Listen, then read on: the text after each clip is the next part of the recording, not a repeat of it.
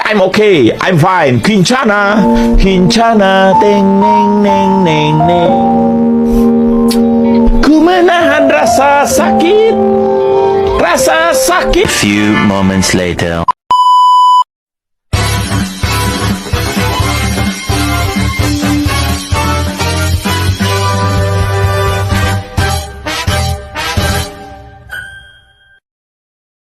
Assalamualaikum warahmatullahi wabarakatuh. Salam sejahtera untuk kita semua.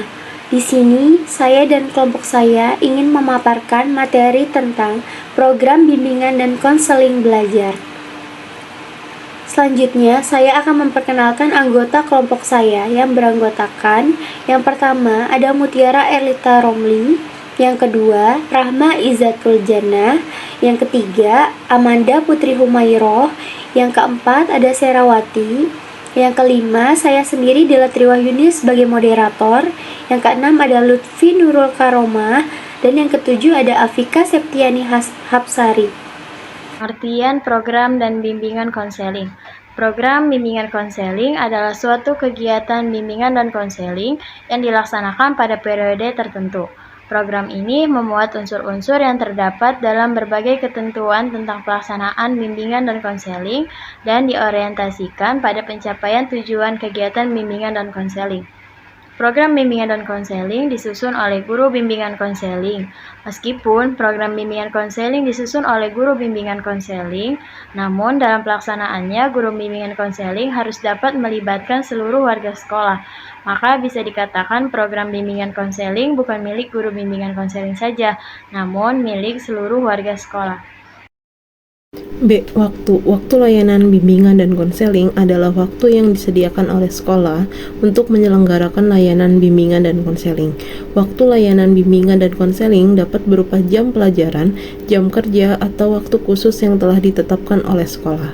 Slide selanjutnya. Tujuan waktu layanan bimbingan dan konseling. Yang pertama, menjamin terlaksananya layanan bimbingan dan konseling secara efektif dan efisien. Yang kedua, menyediakan waktu yang cukup bagi konselor untuk melaksanakan layanan bimbingan dan konseling secara profesional. Yang ketiga, memberikan kesempatan bagi siswa untuk memperoleh layanan bimbingan dan konseling secara optimal. C. Sasaran pengelolaan program bimbingan dan konseling. Sasaran bimbingan dan konseling pendidikan terdiri dari dua hal, yakni sasaran secara umum dan sasaran secara khusus. Sasaran umum bimbingan dan konseling di lingkungan pendidikan adalah konseling atau peserta didik atau individu yang terdaftar menjadi anak didik di lembaga pendidikan yang bersangkutan. Sedangkan sasaran secara khusus, bimbingan dan konseling pendidikan adalah tumbuh kembangnya seluruh potensi anak didik secara optimal. D. Langkah-langkah menyusun program bimbingan dan konseling. Yang pertama, ada perencanaan program bimbingan konseling. Pelayanan bimbingan konseling terlaksanakan melalui sejumlah kegiatan bimbingan. Secara umum, program bimbingan merupakan suatu rencana atau rencana kegiatan yang akan dilaksanakan dalam jangka waktu tertentu. Berkenaan dengan perencanaan program bimbingan konseling, perlu dilakukan dan dipersiapkan beberapa hal sebagai berikut. Yang pertama ada studi kelayakan, yang kedua ada penyediaan sarana fisik dan teknik, yang ketiga ada penentuan sarana personil dan pembagian tugas, dan yang terakhir ada kegiatan-kegiatan penunjang. Yang kedua ada penyusunan program bimbingan konseling. Penyusunan program bimbingan dan konseling umumnya mengikuti 4 langkah pokok, yaitu identifikasi kebutuhan, penyusunan rencana kerja, pelaksanaan kegiatan, dan penilaian. Yang ketiga ada komponen bimbingan konseling. Samsyu Yusuf Juntika mengemukakan bahwa struktur program bimbingan dan konseling diklasifikasikan menjadi keempat jenis, yaitu layanan dasar bimbingan, layanan responsif, layanan perencanaan individual, dan dukungan sistem. Yang terakhir ada evaluasi program bimbingan konseling. Pelayanan bimbingan konseling merupakan suatu proses-proses yang berarti tahapan-tahapan dalam bimbingan. Evaluasi layanan bimbingan konseling bisa dilakukan secara evaluasi proses atau formatif, dan evaluasi hasil sumatif. Evaluasi program bimbingan dengan teknik-teknik di atas menempuh langkah-langkah sebagai berikut. Nah, yang pertama ada merumuskan tujuan-tujuan secara jenis rinci. Yang kedua ada mempertimbangkan petugas atau personil bimbingan yang ada. Yang ketiga ada mempertimbangkan fasilitas dan teknis yang mendukung program atau pelayanan bimbingan konseling. Yang keempat ada meneliti catatan-catatan atau record tentang peserta didik. Yang kelima ada mempertimbangkan hal-hal sampai sejauh manakah telah dilakukan kerjasama dan kesempatan-kesempatan manakah yang telah digunakan oleh peserta didik. Nah, yang terakhir ada membuat pertimbangan terhadap pencapaian tujuan-tujuan program. Selanjutnya yaitu membahas tentang komponen-komponen dalam program bimbingan konseling. Dalam buku Penataan Pendidikan Profesional Konselor dan Pelayanan BK, dalam jalur pendidikan formal Depdiknas 2007 dijelaskan bahwa program BK mengandung 4 komponen pelayanan, yaitu yang pertama ada pelayanan dasar bimbingan, yang kedua pelayanan perencanaan individual, yang ketiga pelayanan responsif, dan yang keempat dukungan sistem. Adapun pengertian tiap-tiap komponen yaitu sebagai berikut. Nah, yang pertama, pelayanan dasar bimbingan. Pelayanan dasar diartikan sebagai proses pemberian bantuan pada seluruh konseli melalui kegiatan penyiapan pengalaman terstruktur secara klasikal atau kelompok yang disajikan secara sistematis dalam rangka mengembangkan perilaku jangka panjang sesuai dengan tahap dan tugas-tugas perkembangan yang dituangkan sebagai standar kompetensi kemandirian yang diperlukan dalam pengembangan kemampuan memilih dan mengambil keputusan dalam menjalani kehidupannya.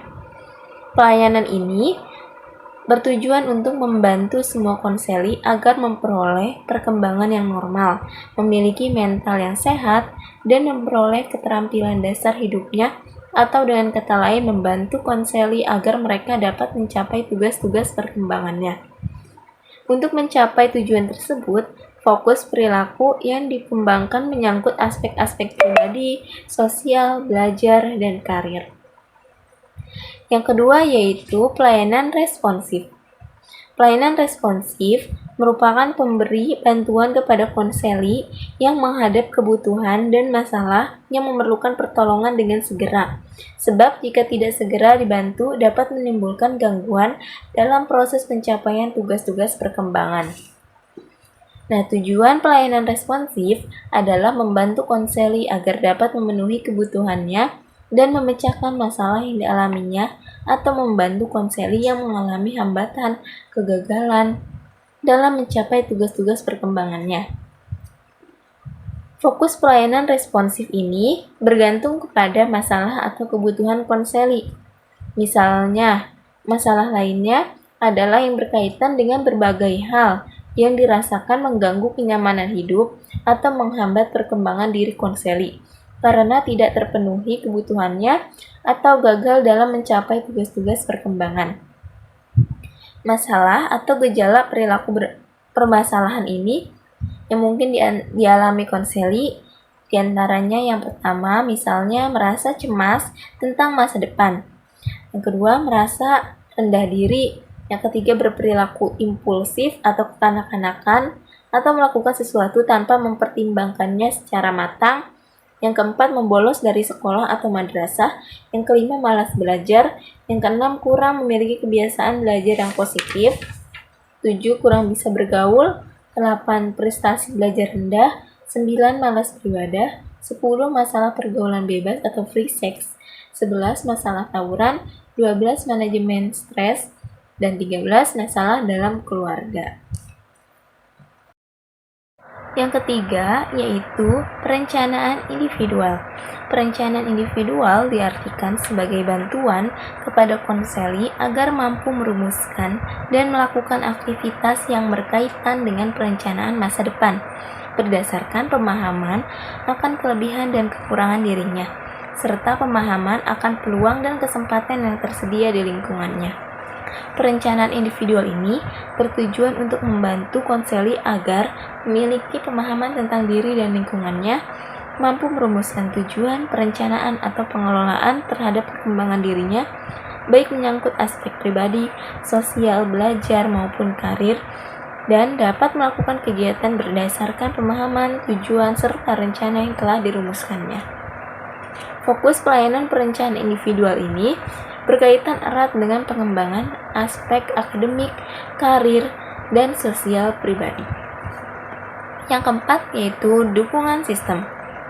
Dukungan sistem merupakan komponen pelayanan dan kegiatan manajemen, tata kerja, infrastruktur, misalnya teknologi informasi dan komunikasi, dan pengembangan kemampuan profesional konselor secara berkelanjutan, yang secara tidak langsung memberikan bantuan kepada konseli atau memfasilitasi kelancaran perkembangan konseli.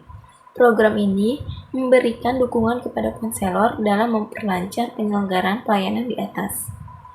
Dukungan sistem meliputi aspek-aspek yang pertama ada pengembangan jaringan atau networking, yang kedua kegiatan manajemen, dan yang ketiga riset dan pengembangan.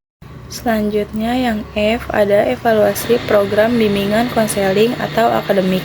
Menurut Gibson dan Michelle menyatakan bahwa jantung hati bimbingan dan konseling adalah program konseling. Gibson dan Michelle, evaluasi juga merupakan suatu proses untuk menilai program atau aktivitas.